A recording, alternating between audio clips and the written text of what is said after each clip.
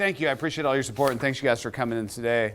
I'm going to cover a seminar that I did at Pope & Young and one I've done at Full Curl and also Wild Sheep Foundation conventions. And that's something specific on really trying to focus on reducing weight on our backpack hunting trips. And when I first got into backpack hunting 25, 30 years ago with my dad, the choices we had and the gear we used to choose to take into the mountains and how we packed, we were carrying 70, 80-pound pack loads in, on which I think a lot of us have in the past, on our typical 7 to 10-day backpacking hunts.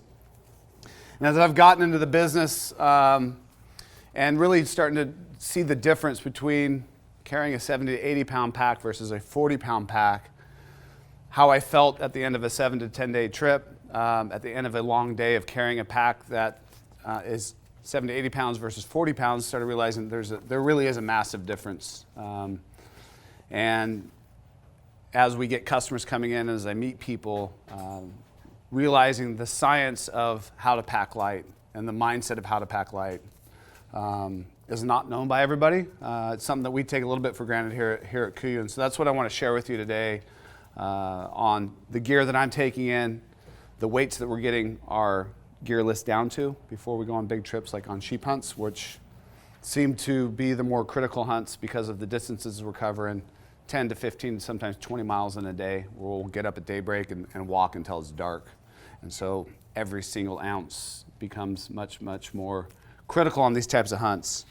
And as you go through this gear list, what we'll cover here shortly, what I find amazing is over the last 4 years, we were getting our pack weights down, as I started KUIU, down in that 18-pound range before we put in food, before we put in our weapons and our optics. And we've been able to drop that even further down, as you'll see on this list.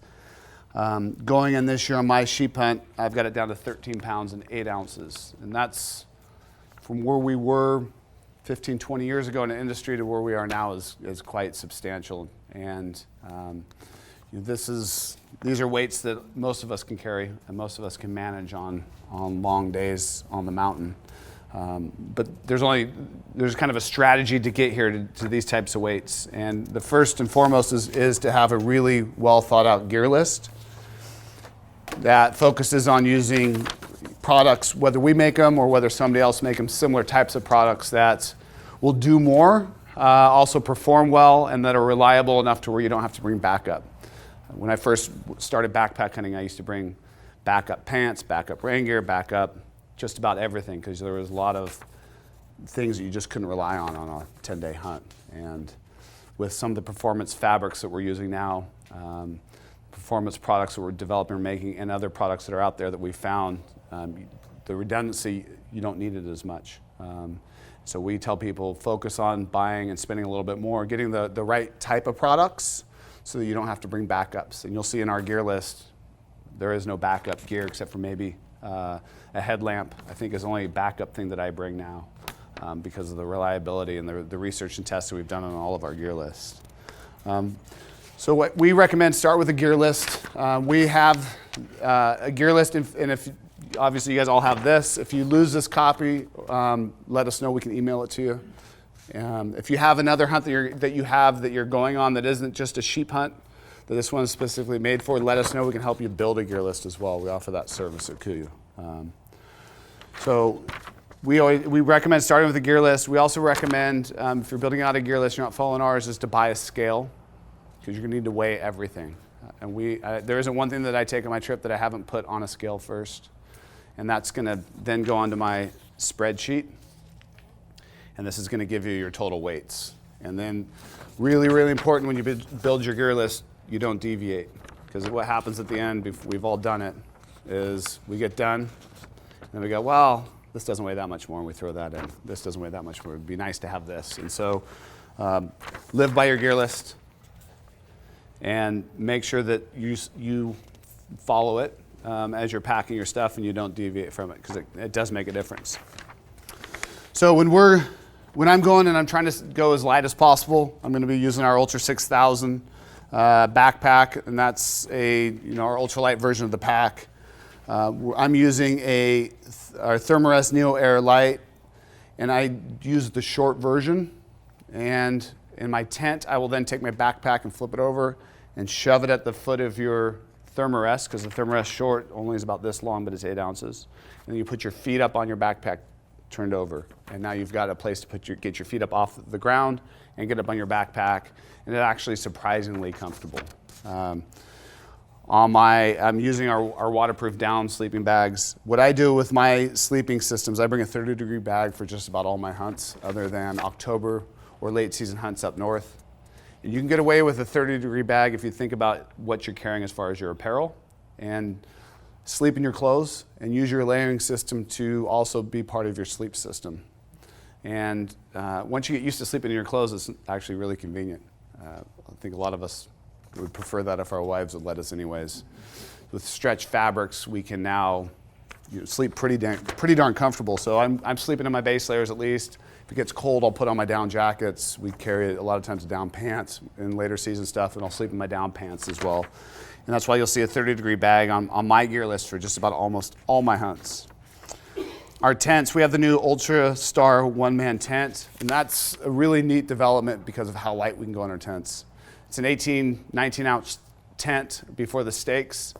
You can use your trekking pole, and you'll see in this gear list, there's a lot of things that have dual purpose uses, like a trekking pole. So you carry your trekking pole for stability and hiking. Use a trekking pole as your main pole for our one-man tent.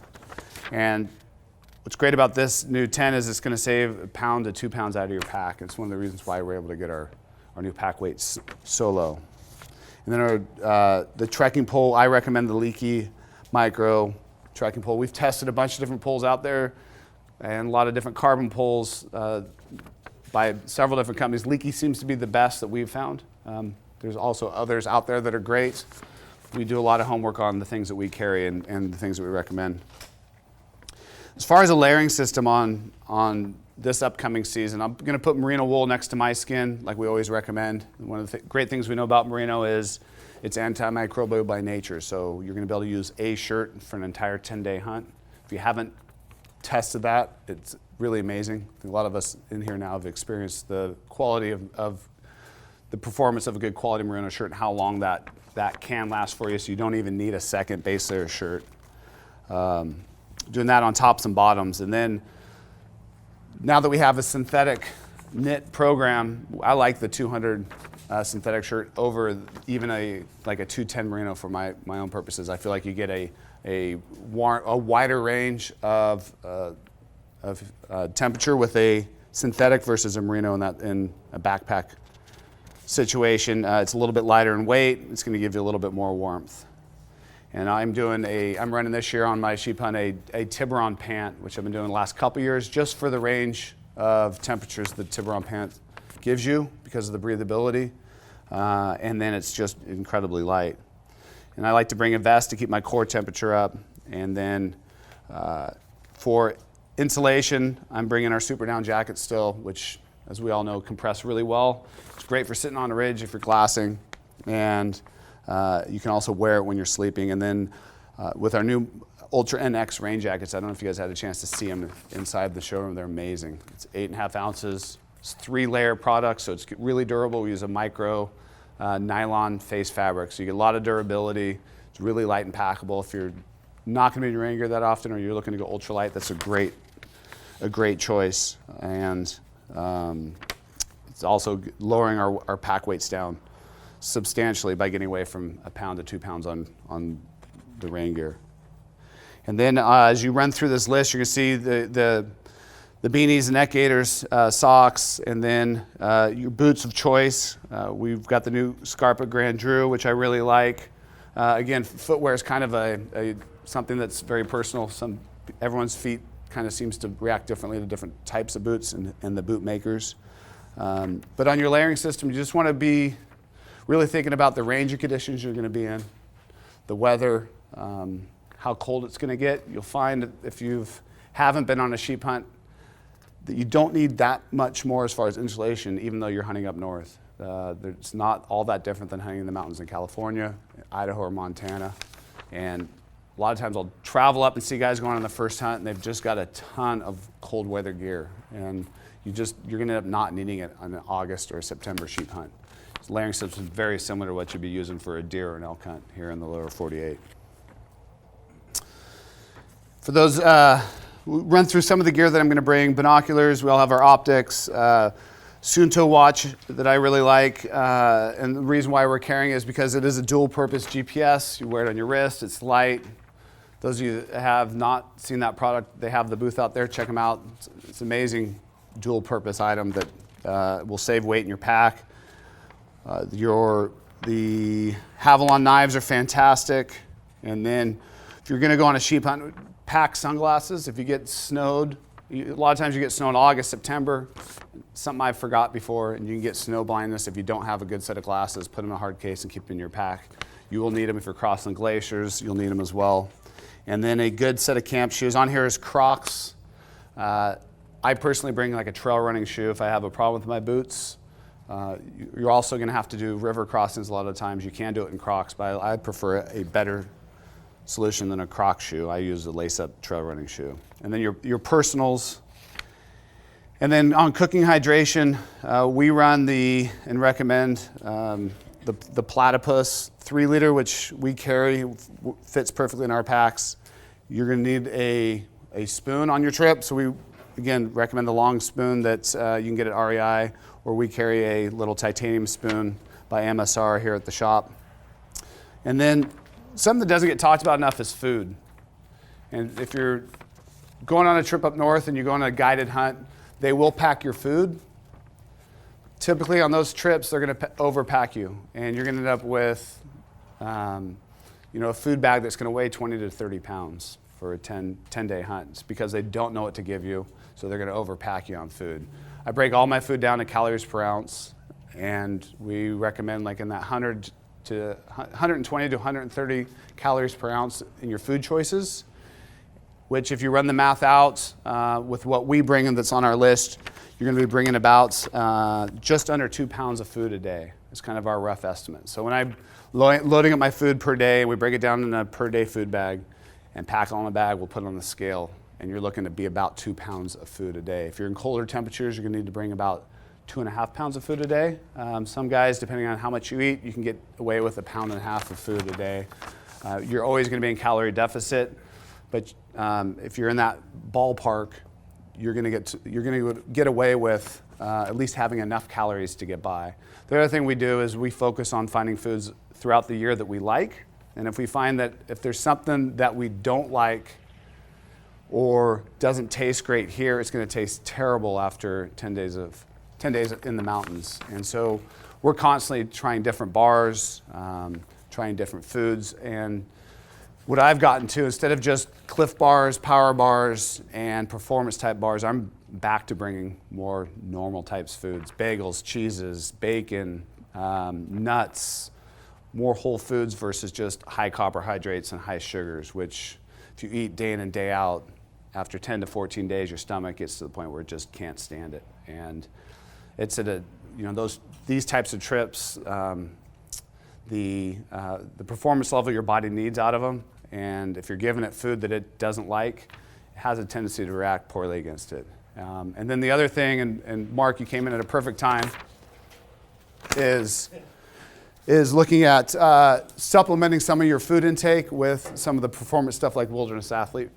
And at night, I'm always carrying something Mark makes, which is electrolyte replacement powder, and it's going to go in a thing of water, and I'm going to drink it every night before I go to bed to help avoid cramping and get some of those electrolyte balances back into your system, because you are going to be sweating so much. And so kind of runs you through our gear list here. You guys I'd like to just open up now for discussion, questions, strategies. Do you happen to have any kind of tutorial on how to pack your bag, top to bottom, where you should put things? Sure. Put it in? That's a great question. And it's a video that we're going to put together this summer and release. But typically what you're going to do is I like to build up my pack from some lighter stuff like sleeping bag, sleeping pad that's going to go on the bottom of my pack, and then fill in the food that's going to go on top of that. So it gets it up off the bottom so it doesn't weigh your pack down. It gets it closer to the center portion of your back. In our packs, we build a lashing system with webbing loops. Then you can go down and you can cinch that food up against close to your back, and then we can fill in with any extra clothes and gear in and around it. So you can keep that weight close to your back, up off the bottom, and then fill everything in. And then obviously you're going to want to have your optics in one of the outside pockets. You can access it and kind of fill in and around that way on your pack. Any other questions? I noticed you mentioned trekking pole, so you don't carry 2 poles, you just carry 1 pole. And Great question. I personally only carry 1 pole. In fact, I don't even take a trekking pole. I carry an ice axe. You'll see that in some of my photos. The reason why I like an ice axe, I like the way that it falls within my hand. I seem to have more power with a trekking pole ice axe because of my hand position versus this position. And I know a lot of guys that love trekking poles and they'll carry 2 trekking poles.